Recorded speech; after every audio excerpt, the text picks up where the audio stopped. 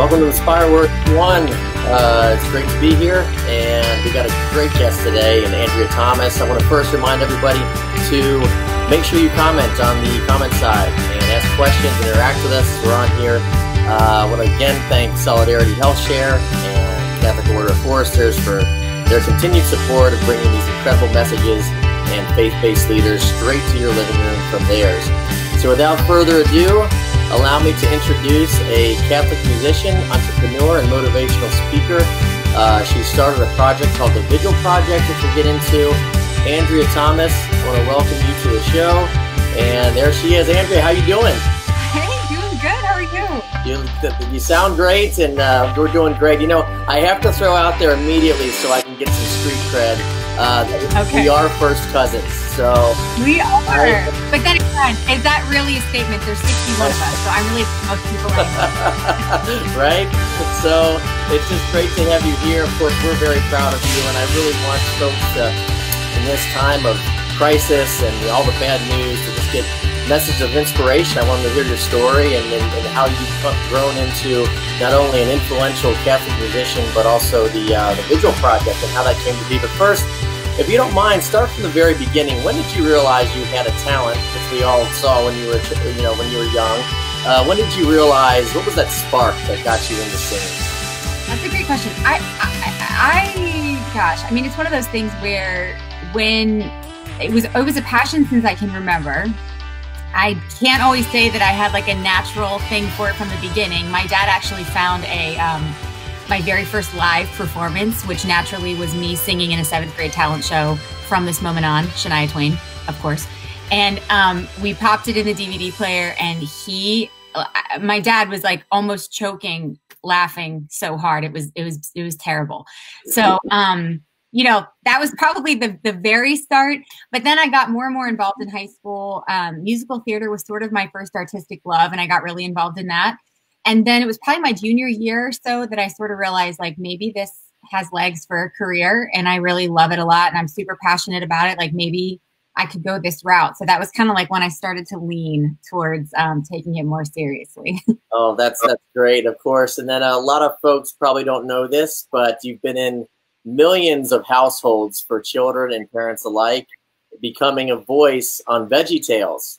Well, so I ended up starting out studying music. I ended up transferring and finishing my degree in theology and business. But I started studying music down in Nashville, Tennessee, at a school called Belmont University. And they happened to have hosted my freshman year the Veggietales auditions for their live stage show. And because, I mean, to your point, Joe, I have 8 siblings, one of 61 cousins on one side of my family. So of course I'm like, I know Veggietales. I go in totally on a whim my freshman year of college, pulled an all-nighter studying. I remember, like, stumbled into the gym to try to stay awake for an 8 a.m. exam. And I saw the sign, and it was like from a movie. I came in after my test, and like they were taking down the sign, and I was like, do you guys have time to hear one more? Like, I had no idea what I was even trying out for. Ended up going in. They're like, okay, honey, our choreographer left, but sure, we'll hear you sing. What do you got? I'm like, okay.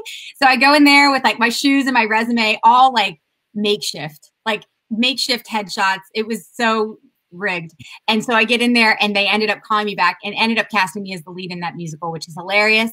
And so I was like, if you can imagine, whoever's watching this, if you can imagine taking your kids to like Dora the Explorer live or something, you would go in, and then there'd be like that like semi-annoying best friend of the characters that like keeps the show going. That was me. So it was 100 shows though. It was an amazing introduction to the industry and just to professional music career in general. So it was an amazing thing though. I was 18. That was my first professional tour. That's unbelievable. I mean, it is unbelievable. And it kind of sparked something which you probably would agree was even bigger than that in the Vigil Project. But if you could, for everybody like kind of talking and looking and watching us today, maybe start with, how you felt God was turning your career into more of a faith-based focus, and then kind of just give us your journey on starting and creating something like the Vigil Project. Yeah. So when I went the music route, the single place I did not want to be, and I was very clear about this with God, I'm just thinking like the single thing is just like anything but Catholic music. So as long as that didn't happen, we were good. And so I wanted to go the secular route for sure. And like I said, like to this day, I love musical theater. I love performance. And when the Veggietales tour happened, I will never forget the day. And it was just one of those things that's difficult to describe unless you've ever been in this position before. But it was just one of those experiences where it was April 6th, 2006. And I remember like, it was clear as day. It was one of our maybe 8 off days in 3 months of touring. It was a pretty rigorous tour schedule. And I remember kind of going off by myself because when your bunk on a bus is your only personal space, like when you have an off day, you're like, see ya, I'm going to go get some personal time. So I did that. And I remember praying a little bit, just taking a walk. It was a sunny day in Atlanta, Georgia. I remember where it was. And I just remember so distinctly this, like, I can only count on so many like fingers, what I would call an inflection point, which is like you have an experience and everything after that is different. You can look back and say everything after that moment was different. That was a turning point for me. And I remember like God really inviting me to leave performance behind and actually not even go into another kind of music. It was to really just like change my like life in general. And that's when I made the transfer up to Franciscan University and finished my degree there. But it was kind of a compilation of doing the next right thing. Like I didn't start off thinking I'm going to start a nonprofit ministry called the Vigil Project that's going to make music for the Catholic journey. And it's going to be a collaboration with a bunch of other artists. And we're going to be, you know, pushing each other to be better musicians and writers and put all this music out for the church. I had no idea. It was more just, I remember starting to write more when I made that transfer in college. And then it was like, I think I was 22 or 23. And I thought, okay, I'm going to put out my first project. And so I put out my first EP. And then it was like a couple of years later, got more and more serious, and then got, you know, connected with these amazing other Catholic artists and we formed, again, we call it a happy accident because you just have no idea. But it's so funny that hindsight's 2020 because when you see in a certain space, when you're seeing yourself sort of like oddly equipped to do what's before you, that's God having prepared you way before you even perceived he was moving for something that he wanted you to accomplish. And so it's been an absolute privilege. And I hope in 5 years I'm sitting here going, and I had no idea in 2020 he was preparing me for XYZ, you know, like he just is a God of mystery in that way, you know. That's great. You have a grateful heart. And, you know, Andrea, you touched on collaboration. Can you kind of give some secrets to what that was when it came to the Vigil Project? And, you know, as people are trying to do just that now, with us all hunkered down with coronavirus and all the challenges, there's a major wave of collaboration of people never have worked before, and kind of give us an idea of how you guys did that to turn into what you're doing. I mean, as we know, you're influencing parishes and conferences and churches all over the country. It's kind of taken on a wildfire in of itself, but touch on collaboration and what were the kind of the secrets that you guys kind of pulled together on that? Gosh. You know, I've heard it said often that coals stay hotter huddled together. And I do think that's true. You know, I look back to when I was an individual artist and writing alone, doing a lot of things alone. And I really, funny enough, I remember distinctly praying in that season of my life I really just prayed for one person. I just prayed for someone to come along to push me to be better, to level up, so to speak, as an artist, as a vocalist, as a person, to push me, knowing that I had this passion, not just for music, but I really had this passion for like being excellent at my craft or being the best that I could possibly be at what I was doing. And the reality is a lot of times, even if you have a tremendous amount of self-discipline, sometimes we need other people to call us to heights, right? So man was not made to be alone unless you're a very rare monk that is supposed to live alone. Most of us aren't. Most of us actually do benefit and we thrive and we step fully into who we were made to be by being with the right people. And they say you're the sum of the 5 people you hang out with the most, so choose wisely. And I would just say that collaboration has been one of the greatest joys and most fruitful things I've ever experienced, because you go from being isolated, and sometimes like that spirit of competition can sort of like bleed in a little bit, even within ministry, which can be heartbreaking. to being in a space where people are calling you not just to be better at what you do, not just to grow your ministry, but to be a better person. And everything thrives from that space, if that makes sense. Oh, absolutely. Can you kind of share with some of the personal struggles, or that the collaboration with the other musicians, what kind of struggle did you guys have to overcome starting it out? You know, for folks that are probably have aspirations to become a Catholic musician themselves, or want to start their own organization, what were some things that people may not know about that you guys had to struggle with and overcome? That's a great question. I feel like we've made every mistake in the book. So like, how many do you want me to share? But that's just me as like an individual too. Like, I'm such a believer in failing forward. And I do think the risk that you take, whether it's a business endeavor, it's starting a ministry, it's partnering with anybody in any capacity, there's risk involved, you know, and there's going to be things that you don't yet know how to do well. We all, every one of us, whether we want to admit it or not, we all have a degree of ego. We all have a degree of wounds and things we bring from our past that rub up against other people's wounds from their past and their history and what they're working through. There is no final arrival. There is no wholeness until the Lord comes again. And so I feel like we're all on a journey. We're all on different parts of our journey. So I think collaboration or partnership in any capacity, this includes marriage. I would assume, I'm not married yet, but so I hear, you're going to come across some bumpy roads. You're going to come across some things where it's almost like sandpaper that's smoothing each other out over time. And so for sure, I can tell you as an individual, as a part of the collaborative that Vigil is, I mean, it has just been one of the most beautiful, but also one of the most humbling experiences of my entire life, because, you know, you spend a lot of time together, you become grossly aware of your flaws. So that can be a beautiful thing, and it's an invitation to grow, you know? Absolutely. We got our first question from Kayleen. She wants to know who you're collaborating with now. Yeah, so the Vigil Project is, we're a nonprofit Catholic ministry, and our team has grown since. Let's see how many I can remember here, but Greg and Lizzie Boudreau are musicians, and Greg is the co-director with me of the organization. They're in New Orleans. John Finch is one of our collaborating artists and does a ton of our design work, and he's down in Pearl River, Louisiana. Sean Williams, who runs his audio production company called Paper Castle Records, and he does all of our audio engineering. He's in Nashville and a killer fiddle player. If you look at any of our videos, Sean does all the violin work. Good. And then he's amazing. And then Dan Johnson in 4 p.m. Media, they've done all of our video work, and they are in Fairhope, Alabama. Amazing guy, amazing work that he does with all the video stuff. Right. So those are our major kind of core partners. And then our team of musicians has grown tremendously in 4 years, which has been super. That's awesome. Kind of go over for folks that may not be familiar with the Vigil Project in a minute. First, though, touch on how did you choose them as partners in collaboration? Like, what was the strategy there? Because obviously you guys have made a lot of impact in a lot of conferences and parishes all over the country. What were you thinking? How did it start? And how did you choose who to work with out of, you know, the vast majority of folks you probably could have gone into this with? Super specific answer here. It's very high end. There was no strategy, zero, zilcho, nada.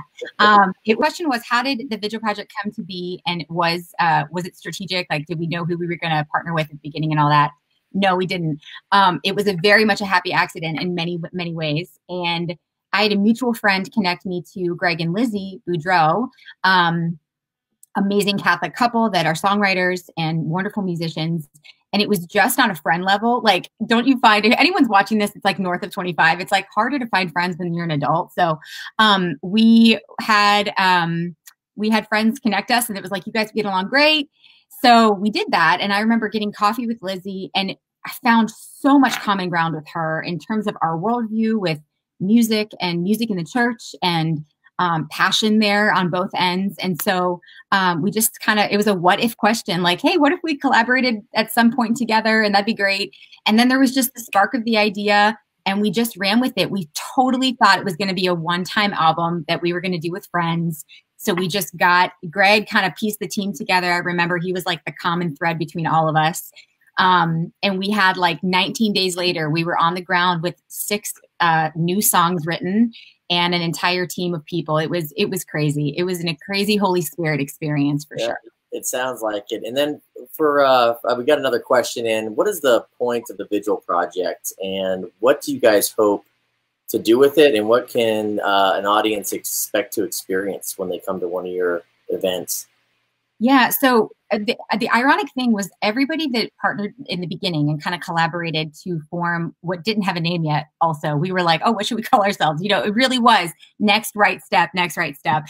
And so everybody that was there, though, it was so ironic to us that here we were, young Catholic artists, Catholic songwriters, but so often as we were going to kind of pray through the various liturgical seasons of the calendar, and we were approaching the season of Lent and Easter at the time, so it was just over 4 years ago, we just thought, we were like, this is highly ironic that even we, like people that are songwriters within the church, are often going outside of the confines of the church to Protestant denominations to grab new music for these various liturgical seasons and bring it back into the Catholic fold. And we just thought, gosh, if we're doing that, I bet a lot of people are doing that.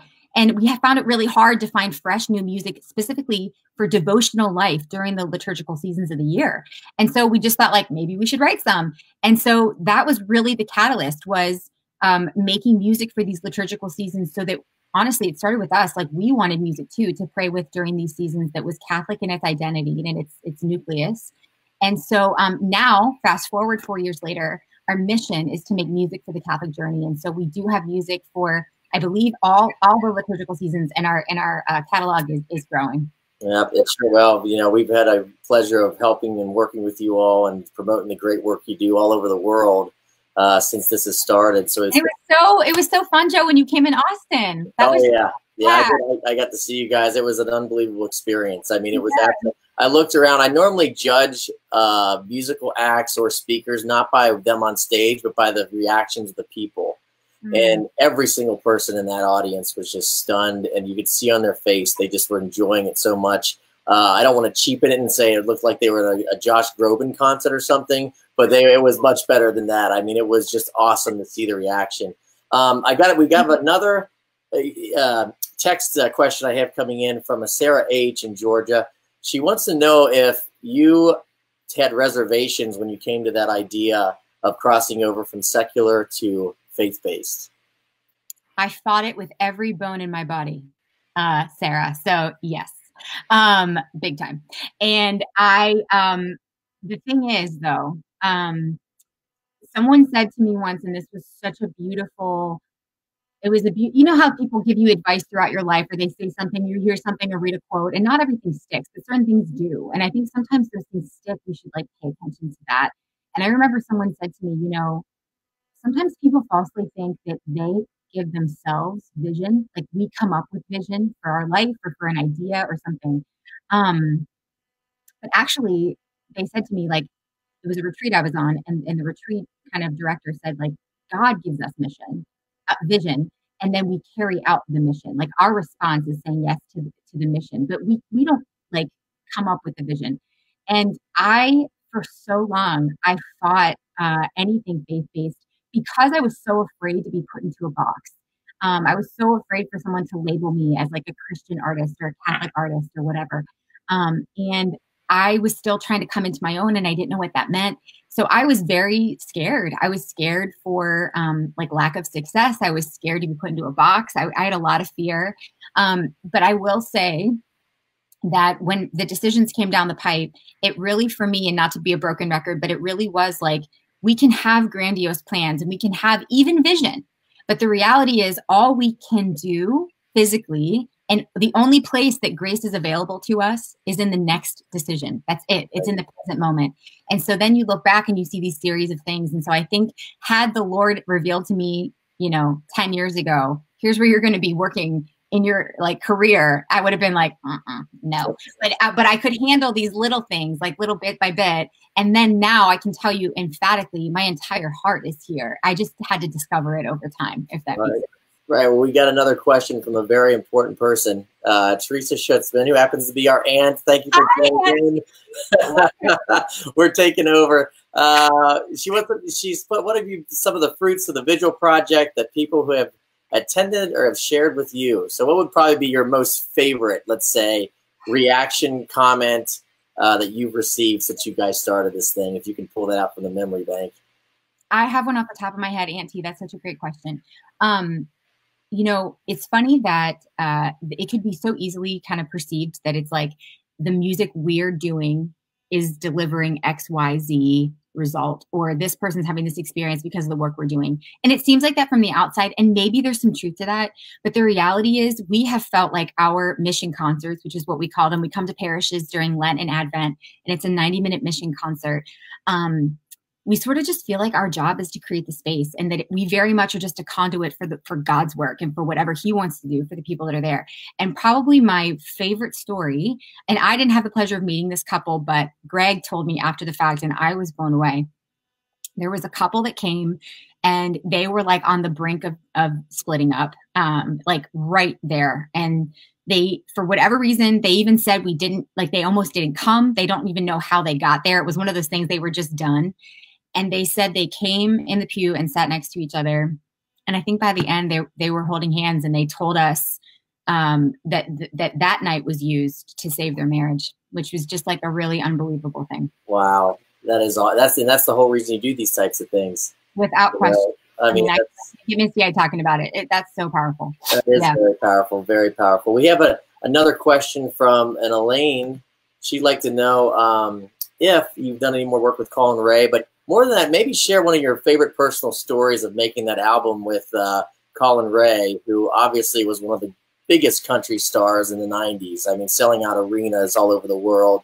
Tell us a little bit, and share your favorite story of working with him, and of course what that album did, which was incredible.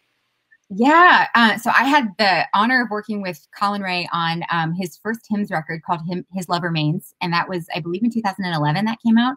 And I would say, on a funny note, one of the funny things is, so we knew Colin Ray growing up. We were big country fans. And I remember his song, specifically Love Me, or people call it If You Get There Before I Do. I was in I remember having a specific memory, 4th grade, singing this song. And I remember once I got to know him a little bit, I was like, you know, Colin, I mean, I remember being like 4th grade jamming out. He's like, 4th grade. He's like, I was 12 when I wrote that, you know, like did not want to feel his age. Right. But my favorite story, I think as an artist, one of my favorite moments was that I was supposed to be on one of the tracks called How Beautiful as a duet. I wasn't supposed to be on a second track called Comme l'Enfant. And it was a happenstance studio moment. You hear about like things happening in the studio in real time that like wasn't planned. And sometimes they end up being like some of the neatest things that happen on albums. And there we were in the studio in Nashville. I was so out of my league. It wasn't even funny. It was like this huge studio, you know, like I'm trying to play it cool. Wasn't playing it cool. Was not playing it cool. And then somebody made the suggestion like, you know, do you know the harmonies on that? You should go in there and throw down harmony. I was like, and I happened to know the harmony part for the song. So I went in and I just was like, okay. And I threw it down, and I could tell the producer was like, oh, I don't know about this, but okay, honey, give it a shot. I'm like, okay. So I go in there, and I just remember they pressed record, and I just kind of like let it rip.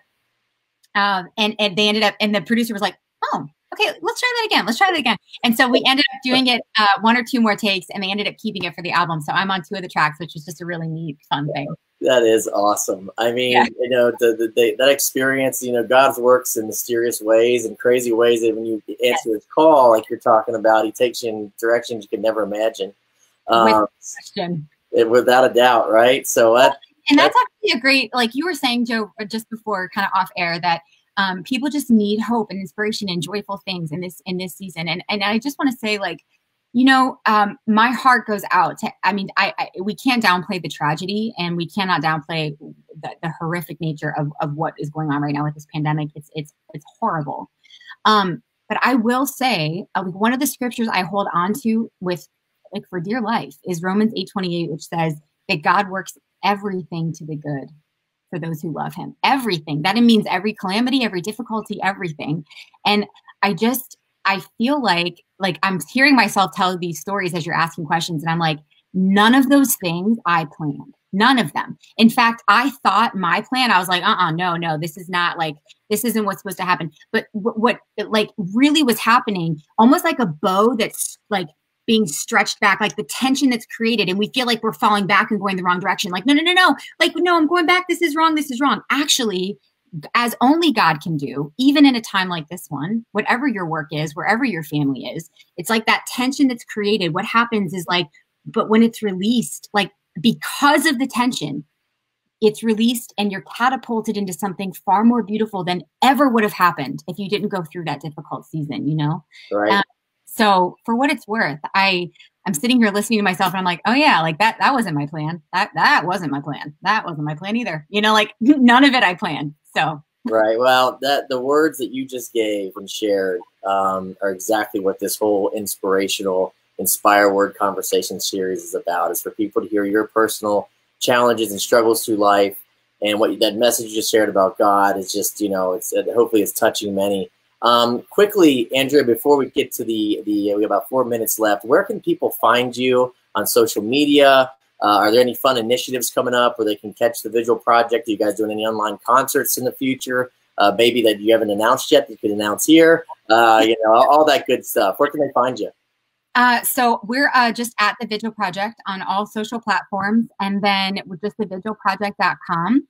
And on Spotify, we have curated playlists for the Easter season. If you're looking for just free music to pray with on a devotional level, I know a lot of us can't get into a church right now, which is so hard, but perhaps there's an invitation there to increase our devotional life and deepen that. So we have all of our music and resources and reflections and stuff free on our website too. So if that's a blessing to people, when our tour schedule opens back up, fingers crossed and hands folded, that schedule will be on our website as well. And we are brainstorming virtual concerts. So we'll have all that up on our social platforms when we have the dates. Well, that'll be super exciting. Just for everyone joining in with Andrea Thomas, we'll post all her links, all the ways to get a hold of her, all to hear the Vigil Project music on inspireword.com, where you can see this interview conversation series and many more. Andrea, let's what would you leave all the families and, you know, the married and the single people at home with? What advice would you leave them as folks are kind of struggling through times that they never imagined, whether they've lost their job or, you know, they just feel spiritually challenged, and for all the reasons, you know, you've mentioned of not being able to get to church or just feeling frustrated? That's the golden question, isn't it? You know, I was reading, you know how there's like 8.5 million COVID-19 memes going around the internet. Some of them are hilarious, some of them are touching. Right. One I read that I thought was so poignant was it said, it was almost like, okay, in 2030, parents with young kids are going to be asking at the dinner table, like, do you remember that crazy time 10 years ago when there was like there's a really scary virus and everybody was really fearful and we couldn't go to church and it was just, you know, we were really stressed and all the businesses were shut down. And the kids' response, it was like the political cartoon. And at the bottom, the kids were like, no, but I remember 10 years ago when you were home a lot and we played a lot of board games and laughed more than I ever remember and watched more movies. Was that? Oh, I love it. Like, it was almost like flipping the script to say, totally, nobody can argue this is so difficult. It is so difficult. And not but and I think in addition, kind of that both and, I think that there's an opportunity for us to maybe take value in those small moments with our families and to maybe appreciate that cup of coffee a little more than we normally do. Like those little things that we take for granted, to just have a heart of gratitude. I think that's really helped my outlook in this season. That's very helpful, Andrea. Thank you so much for joining us today. Andrea Thomas is with us, and God bless you for the work you're doing. I know your family's super proud of you and everybody else. Hold on for a second. I want to bring this one up. We actually have a late coming question from Bridget Schutzman. Bridget asks, how were you so gratefully able to go from Little Mermaid in your second grade bedroom to where you are now? So Bridget is another one of the 61 cousins we need. Full transparency. And Bridge, we love Bridge. The answer is I haven't. My family still thinks I'm annoying. Oh, Bridget, thank you for asking that. Thanks for tuning in and watching this. Andrea, thanks for your story. I'm sure it's touched most. People can find you, of course, on social media, the Vigil Project. Of course, they can reach out to Catholic speakers and inspireWord to book and talk to us about bringing you guys to their parish. Thank you again. God bless you for all the work you're doing and answering the call of the Lord. So proud of you, Joe. Thank you for having me. All right. We'll talk to you soon. God bless. Bye. You too. Bye-bye.